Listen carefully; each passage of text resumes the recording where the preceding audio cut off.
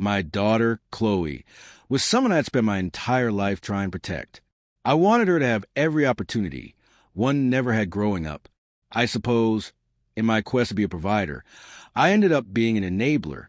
One afternoon, while I was sitting in my study, Chloe called me. She was bubbling over with excitement, bragging about a luxury vacation to the coast of California that she claimed was worth more than $22,000.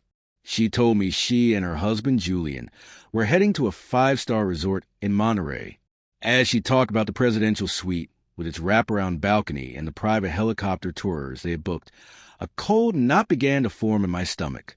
I knew Chloe worked 10 hours a week at a local gallery, and Julian had an erratic sales job at a furniture warehouse. There was no way they had saved that kind of money.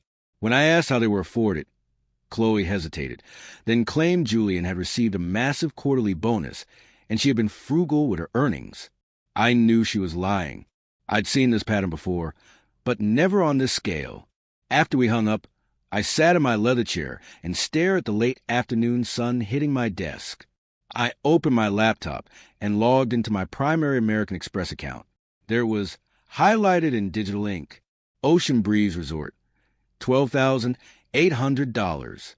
Delta First Class, $3,400. Exotic car rentals, $1,200. The list went on until the total ticked just past $20,000. She had used the emergency card I gave her 3 years ago. The one she promised was only for car repairs or medical issues. She hadn't just borrowed a few $100s. She had stolen a small fortune for a week of playing pretend. Anger, sharp and hot, boiled up inside me. I didn't call her back to scream. Instead, I waited. I tracked her Instagram stories, watching her and Julian post photos from the airport lounge, sipping champagne and using hashtags like bless and living our best life. I waited until I saw the post that said, "Wheels up, Monterey, here we come." Once I knew they were in the air and unreachable, I picked up the phone. I called the Ocean Breeze Resort first. I informed them that the reservation had been made with a stolen card and that I was the primary cardholder. I canceled the presidential suite, the spa packages, and the private dinners. Then I called the car rental agency and canceled the luxury convertible. Finally, I called the tour operators and the high-end restaurants they had booked. By the time I was finished, every single reservation Chloe had made was gone. The final step was the most definitive. I logged into my bank portal and removed Chloe as an authorized user on every single account I owned. I went to sleep that night feeling a strange sense of calm. When I woke up the next morning, my phone was vibrating off the nightstand. I had 15 missed calls and 27 text messages. I poured myself a cup of coffee and waited for the phone to ring again. It did. "Dad, what did you do?" Chloe's voice was high-pitched and frantic. She sounded like she was standing on a busy street. "Good morning, Chloe. I assume you landed safely." I said, my voice perfectly level. "The hotel says our reservation was canceled. They said the car was reported as unauthorized. Julian and I are standing in the lobby with all our luggage, and they won't even let us check in. They said someone canceled everything last night." "That's correct," I replied. "I canceled it. Since you told me you had saved up your own money for this trip, I assumed you wouldn't need my credit card.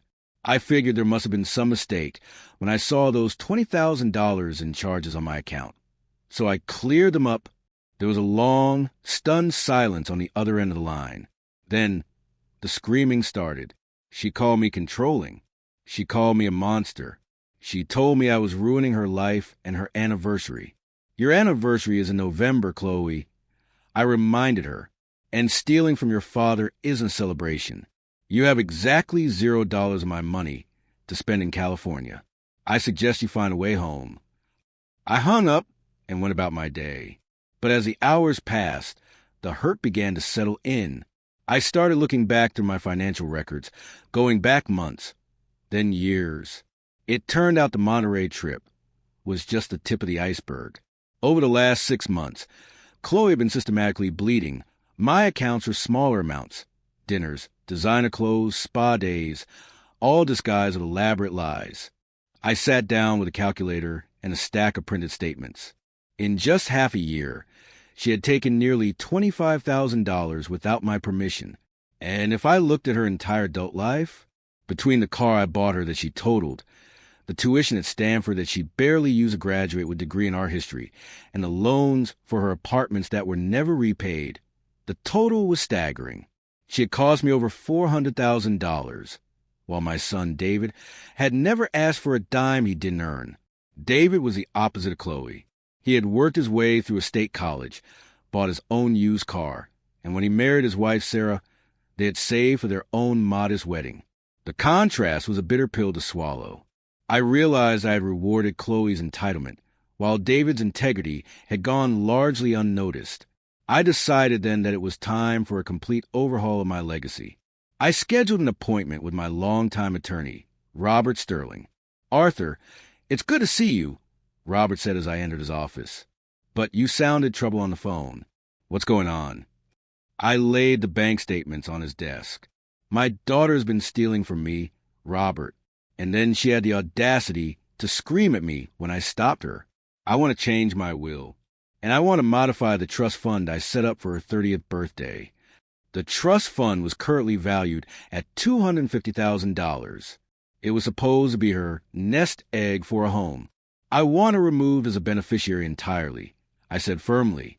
"I want every cent of that trust transferred to David, and I want Chloe removed from my will. She's already spent her inheritance, and then some." Robert looked at me over his spectacles. "Arthur, these are massive changes. Are you sure you don't want to wait until the anger cools?" "This isn't anger, Robert. This is clarity. If I died tomorrow, she would blow through my estate in a year and leave David with nothing. I'm not punishing her. I'm protecting the fruits of my labor for someone who actually respects them." While the legal paperwork was being drafted, the social media storm began. Chloe, stranded in a budget motel in California because they couldn't afford anything else, began posting to her Instagram and Facebook stories. She painted a picture of me as a financially abusive, narcissistic parent. She posted videos of a terrible motel room, claiming I had sabotaged her happiness out of pure malice. "My own father would rather see me on the street than see me happy," she told her followers, her eyes red from crying into the camera. "He uses money to control me. This is what financial abuse looks like. Guys, please share so other people know they aren't alone." The comments were brutal. Strangers called me a toxic parent and told Chloe to go no contact. Some of our own relatives, who only saw our side of the story, sent me disappointed emails. It was a calculated attempt to shame me into submission. A few days later, Chloe and Julian returned home. They didn't come to apologize. They came with an aggressive sense of victimhood. They barged into my house one evening, Julian looking like he wanted to get physical. "You're going to fix this, Arthur," Julian barked, pointing a finger at me. "You're going to pay us back for the stress you caused, and you're going to put that money back in Chloe's account. Julian, you have 10 seconds to leave my property before I call the police," I said, standing my ground. "And Chloe, I've seen your posts. If you think social media shame is going to work on me, you've forgotten who raised you. I don't care what 1,000 strangers think about my parenting. I care about the fact that you stole $20,000 from me. It was family money." Chloe screamed. "It was going to be mine eventually anyway." "It was my money, Chloe, and it was never yours anyway. It was a gift that you decided to take by force. You're done. I've changed my will. The trust fund is gone. You wanted to be independent? Well, now you are. You have your gallery job, and Julian has his warehouse. That is your reality now." They left, but the battle wasn't over. 2 weeks later, I was served with legal papers. Chloe and Julian were suing me for intentional infliction of emotional distress and breach of verbal contract, claiming I had promised her that trust fund and that my sudden withdrawal had caused her a psychological breakdown. They were seeking $300,000. I sat at my dining table, looking at the lawsuit, and for a moment I felt a deep, soul-crushing sadness. This was my little girl.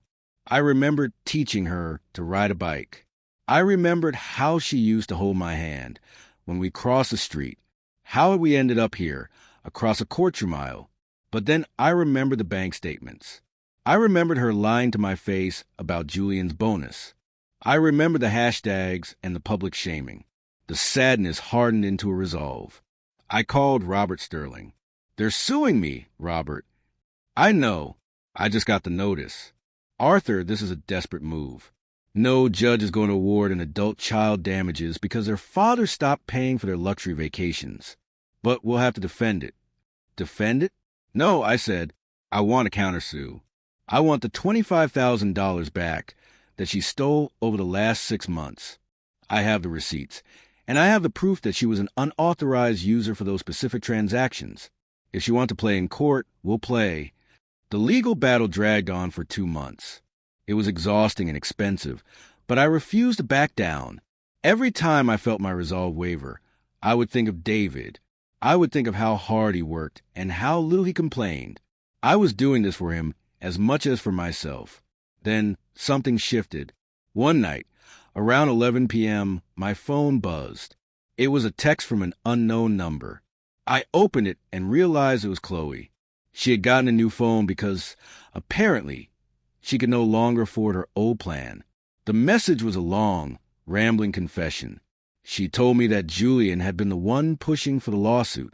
He had convinced her that I was hoarding the money and that they were entitled to a fair share. But as the bills to their own lawyers started to pile up, Julian's temper had flared. He had started blaming her for failing to manipulate me properly. "He left me, Dad," the text read. "Julian moved out 3 days ago. He took the last of our savings and said he didn't want to be tied to someone whose father had cut them off. I'm sitting in our apartment with the lights off because I can't pay the utility bill. I've been reading over the things my lawyer wrote about you, and I feel sick. I didn't want to say those things. I was so scared of being poor. I was so scared of not having the life I thought I deserved." I didn't reply immediately. I sat in the dark for a long time, thinking. The next morning, Chloe dropped the lawsuit. She fired her attorney and sent a formal apology to Robert Sterling's office, admitting that her claims of abuse were fabricated. A few days later, she asked if she could see me. We met at a quiet park far from our neighborhood. She looked different. The designer clothes were gone, replaced by a simple sweatshirt and jeans. She looked exhausted, but for the first time in years, she looked real. "I don't expect you to give me the money back," she said, her voice small. "And I know I don't deserve the trust fund. I want to say I'm sorry. I'm sorry for the things I said online. I'm sorry for stealing. I'm going to find a second job to start paying you back that $25,000. It might take me 10 years, but I'll do it." I looked at her, and I saw a glimmer of the daughter I used to know. The entitlement had been stripped away by the harsh reality of her own choices. "I'm glad you're taking responsibility, Chloe," I said quietly. "But the trust fund stays with David. That decision is final. You need to know that you can't break things and expect them to be mended just because you're sorry." "I know," she whispered. "However," I continued, "I will pay for your utility bill this month, and I will help you find a smaller, more affordable apartment. But this isn't a gift. It's a loan, and we will have a signed contract for it. If you miss a payment, the help stops." She started to cry. Not the dramatic, for camera tears I'd seen on Instagram, but quiet, genuine tears of relief. "Thank you, Dad." It's been a year since that day. Chloe is working 2 jobs. She lives in a studio apartment, and she's paid me back for $1,000 so far. We see each other once a month for coffee. The relationship is strained, and the trust is still being rebuilt, one brick at a time. David and Sarah used the trust fund to buy a beautiful home where my grandchildren are growing up. I don't sleep like a baby every night. Sometimes I still wake up wondering if I was too hard on her. But then I see her walking to the bus stop in the rain, heading to her second job, and I see a woman who is finally learning the value of her own life. I didn't ruin her vacation. I saved her soul. And that, I realize, was the best thing I ever spent my money on. The road to reconciliation is long, and there are days when the shadows of the past loom large. Chloe still struggles with the urge to compare her life to the curated perfection she sees on her phone, but she's getting better. She deleted her old social media accounts and started over, focusing on her art rather than her image. David, for his part, was hesitant about the trust fund at first. He didn't want to be the preferred child at the expense of his sister. We had several long talks about it. I explained to him that it wasn't about preference. It was about stewardship. I told him that I needed to know the money I worked 40 years for would be used to build a foundation, not burned for a moment of luxury. Eventually, he understood. He's even started reaching out to Chloe, inviting her over for Sunday dinners. Watching my two children sit at the same table again, David sharing stories from his office, and Chloe talking about the new technique she's learning at the gallery, is a quiet kind of miracle. There are no presidential suites, no private helicopters, and no champagne toasts. There's just a pot of coffee, some home-cooked food, and the heavy, honest way of family that finally stopped pretending. I'm an old man now, and I know my time is moving toward its natural conclusion. But I'm no longer worried about what I'll leave behind. I'm leaving a son who is a man of honor, and a daughter who is finally becoming a woman of substance. I didn't just manage my finances. I managed my family. And as I sit on my porch, watching the sun set over the horizon, I know that everything is exactly as it should be. The cards are canceled, the reservations are gone, but the love, the real, unconditional, difficult kind of love, is finally, truly here. I think back to that night I spent making all those phone calls to the hotels and airlines. It felt like I was tearing my family apart. It felt like I was being the villain in her story. But sometimes you have to be the villain to let the other person become the hero of their own life. Chloe had to lose everything to find herself. She had to hit the bottom of that budget motel floor to realize that the view from the top doesn't mean anything if you didn't climb the mountain yourself. Julian disappeared entirely, likely looking for his next mark. Someone else with a father who hasn't learned the hard lessons I did. I hope he finds what he's looking for, but I'm just glad he's no longer a shadow over my daughter's life. He was a catalyst for her worst impulses, and his departure was as much a gift as a canceled vacation. The neighbors don't talk as much anymore about the scandal. In a world of 24-hour news cycles and endless scrolling, our family drama was just a blip on the radar. Those who truly mattered stayed, and those who left were never really there for me anyway. It's a lonely thing to stand your ground, but the view is much clearer when the crowd disperses. I look at the folder on my passenger seat whenever I drive past the law offices of Sterling and Associates. It's a reminder of the day I chose truth over comfort. It's a reminder that being a father isn't about saying yes. It's about having the courage to say no when it matters most. Chloe sent me a photo yesterday.